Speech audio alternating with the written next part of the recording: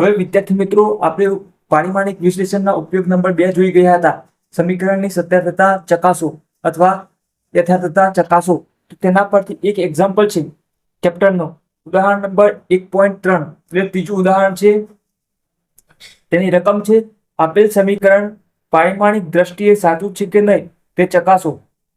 અને સમીકરણ આપેલું છે નીચે 1/2 mv² = mgh. mv² એ ગતિ ઉર્જા છે અને mgh એ સ્થિતિ ઉર્જા છે. અહીંયા જ્યાં m એ પદાર્થનું દળ છે, v એ પદાર્થનો વેગ છે, g ગુરુત્વ પ્રવેગ છે અને h ઊંચાઈ છે.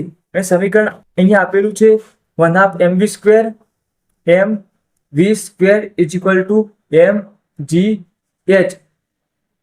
હવે ક્યારે સમીકરણની સત્યાર્થતા ચકાસીને કહી શકાય કે સમીકરણ સાચું છે કે નહીં?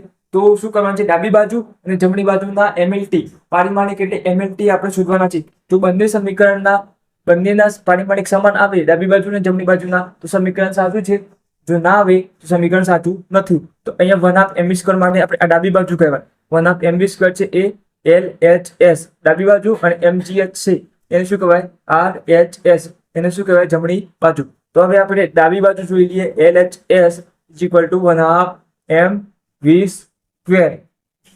હવે અહીંયા પારિમાણિક શોધવાનું છે તો 1/2 નું પારિમાણિક હોય નહીં, લંબાઈ, દર ને સમય હોય નહીં. તો દર m છે, એમ દર છે. તો દર માટે શું આવે?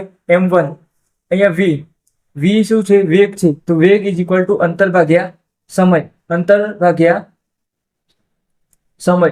તો અંતર માટે શું આવે? L1.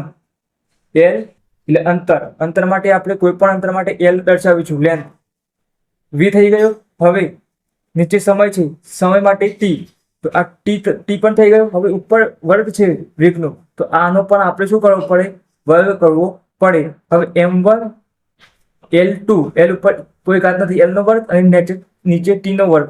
અહીંયા શું છે? t નો વર્ગ.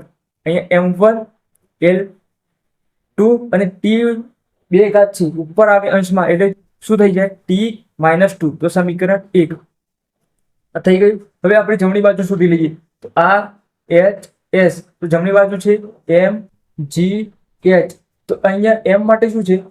દળ છે. તો દળ માટે શું આવે? m1. હવે g છે ગુરુત્વ પ્રવેગ. તો ખાલી પ્રવેગનું આપણે સૂત્ર મૂકી અને પારિમાણિક શોધીશું. તો પ્રવેગ માટે શું આવે? વેગ ભાગ્યા સમય. વેગ ભાગ્યા સમય. અને વેગનું સૂત્ર શું છે? અંતર ભાગ્યા સમય. અંતર ભાગ્યા સમય. તો વેગનું આપણે કિંમત અહીંયા મૂકી દઈશું વેગના અંદર. તો અંતર ભાગ્યા સમય. આ ફક્ત વેગની કિંમત જ રહી. પ્રવેગ માટે સમય નીચે છે છેદમાં, તો અહીંયા ફરતી સમય મૂકવું પડશે. તો સમય થઈ ગયો. અંતર છેદમાં સમય ગુણ્યા સમય. તો સમયનો શું થાય? વર્ગ થાય. 2 × 2 કરો તમે. 2 નો વર્ગ લખી શકો અથવા 4 લખી શકો. અહીંયા સમયનો આપણે વર્ગ લખીશું. સમયનો વર્ગ. આ થઈ ગયું. હવે અંતર શું છે? અંતર માટે L1 થઈ ગયું. હવે નીચે સમય છે, તો સમય માટે T2. અને x શું છે? ઊંચાઈ. ઊંચાઈ પણ શું છે? અંતર જ છે. બરાબર શું આવશે? L1. તો અહીંયા જુઓ m1 L બે છે, આ દશાંશ તો ઘાતનો શું થશે? સરવાળો. L2 t છેદમાં છે T2 ઉપર આવશે તો t-2 થઈ જશે. તો સમીકરણ 2. હવે સમીકરણ 1 અને સમીકરણ 2 બંને જુઓ. અહીંયા m1 L2 t-2 t-2. તો આ પારિમાણિક દ્રષ્ટિએ કેવું છે? સમીકરણ સમાન છે. બંનેના ડાબી બાજુ અને જમણી બાજુના પરિમાણ સમાન છે. તેથી આ સમીકરણ શું છે? પારિમાણિક દ્રષ્ટિએ સાચું સમીકરણ છે.